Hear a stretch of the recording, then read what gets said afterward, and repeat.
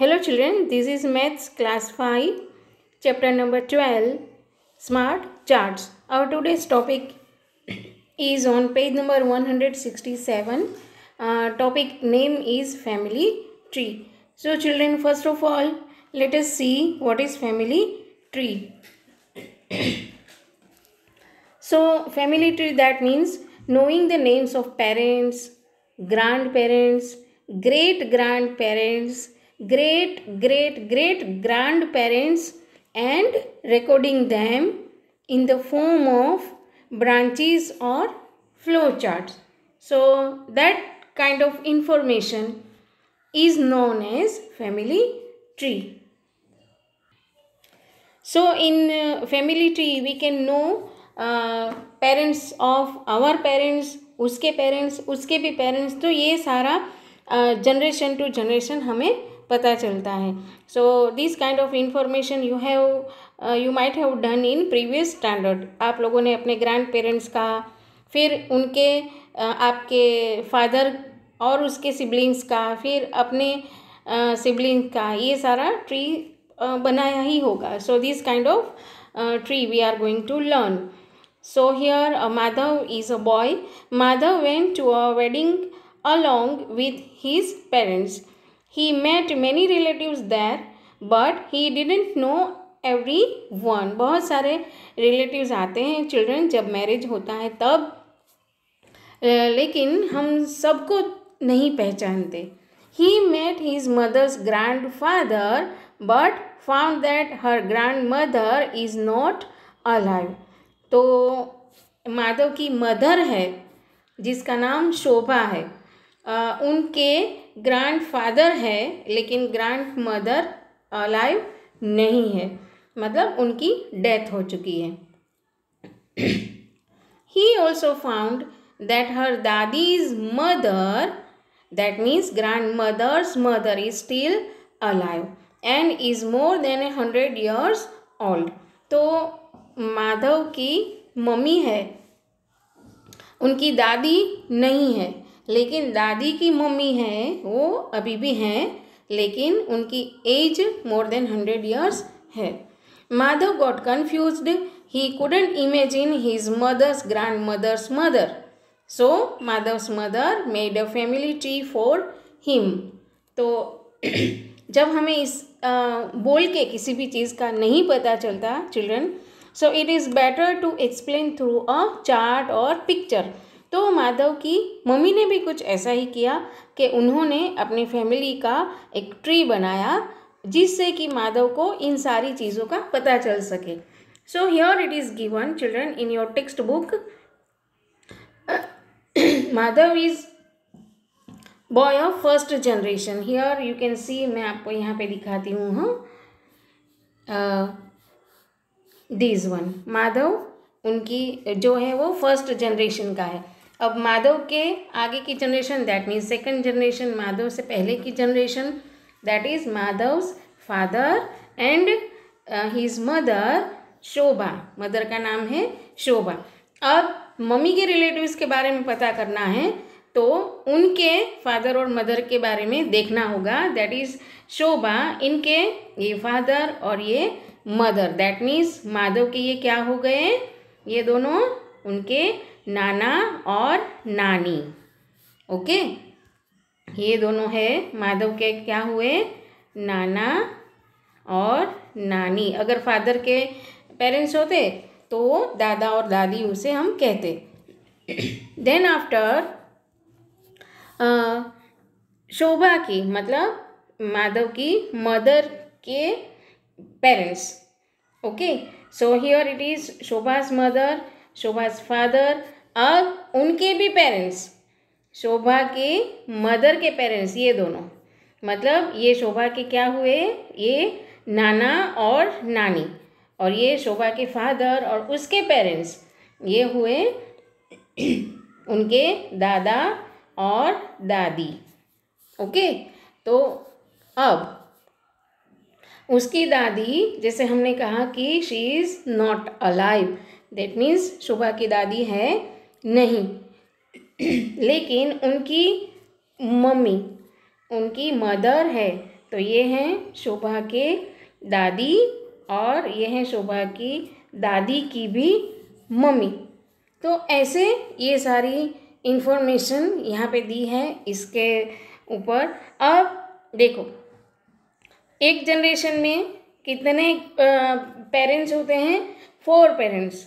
Okay, ये हैं 2 mother के पेरेंट्स और फादर के पेरेंट्स, ये होते हैं।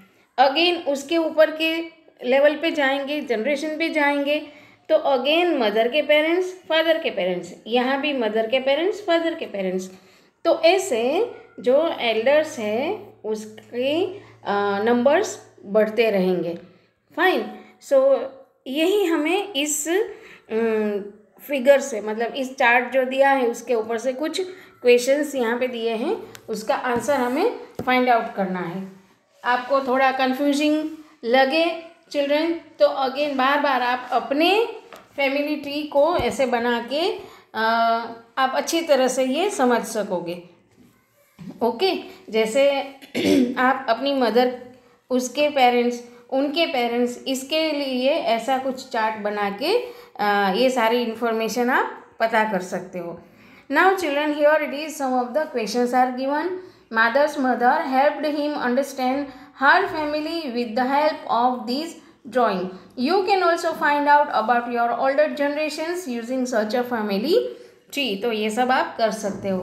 Now answer these questions. Here are some of the questions are given. We have to answer it using that picture. Okay.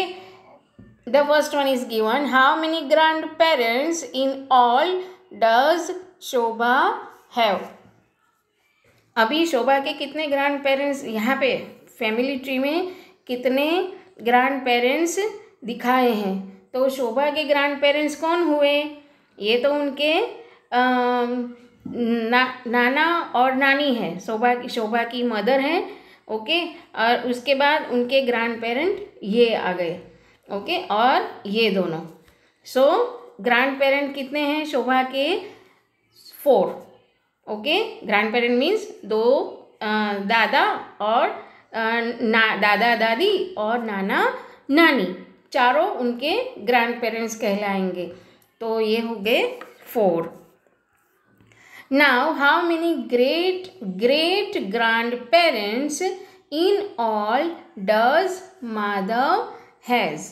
Great great grand parents, तो यहाँ पे चिल्ड्रन आप देख सकते हो कि ये माधव दिया है, सॉरी यहाँ पे माधव है और उसके ग्रेट ग्रेट ग्रैंड पेरेंट्स कहाँ पे हैं? यहाँ पे 5th जनरेशन जो लिखा है यहाँ पे ग्रेट ग्रेट ग्रैंड पेरेंट्स दिखाया है। तो कितने हैं? चलो दोनों की तरफ से शोभना के नाना और नानी के पेरेंट्स ये दोनों 4, और वैसे ही दादा के और दादी के पेरेंट्स ये दोनों 2। ओके, तो टोटल कितने हुए? 2, 4, 6, 8 कितने हुए? ग्रेट ग्रेट ग्रैंड पेरेंट्स हुए 8। ओके, चलो next one is given. How many elders will be in the 7th generation of this family? 7th generation मतलब चिल्ड्रन ये रोमन डिजिट्स में दिया है, आप लोगों को ऑलमोस्ट पता ही होगा कि यहाँ पे 5th जनरेशन दिया है, यहाँ ऊपर जो दिया है 5th जनरेशन तक का यहाँ दिया है, ये रहा. और 5th जनरेशन में कितने हैं parents? 8. Okay, so 8 are there in 5th generation. तो उसे उसकी पहले वाले में उससे डबल, क्योंकि हर एक ग्रेट ग्रैंड पेरेंट्स के मदर फादर होंगे. तो ये हो गया 6th जनरेशन में होंगे 16. ये हुआ 6th जनरेशन में. और उसके बाद 16 को भी मल्टीप्लाई करो 2 से, तो 7th में कितने हुए? 32. ये हो गए 7th जनरेशन में 32 एल्डर्स टोटल होंगे. ओके, चलो.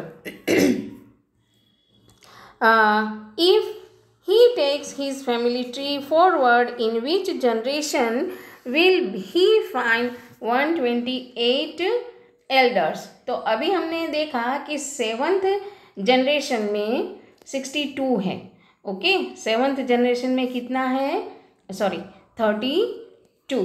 तो 8th जनरेशन में कितना होगा, 32 multiplied by 2 that is 64। Okay, और 9th जनरेशन, 9 को रोमन में ऐसे लिखा जाता है, एक लाइन और एक्स, आई एक्स, तो ये हो गया 64 मल्टीप्लाइड बाय 2, सो 128 एल्डर्स। कब, 9th जनरेशन में, ये है 9th जनरेशन, तब होगा 128। Okay children, now next one is given growth chart of a plant.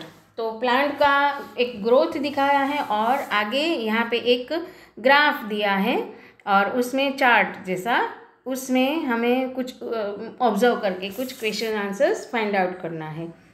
Amit sowed a few seeds of moong dal in the ground. The height of the plant grew to 1.4 centimeter in the first 4 days. Starting से जब 4 days हुआ, यहाँ पे days दिखाया है और ये this one is the height in centimetre, so it is 1.4 centimetre in first 4 days. After that it started growing faster. Amit measured the height of the plant after every 4 days and put a dot on the chart.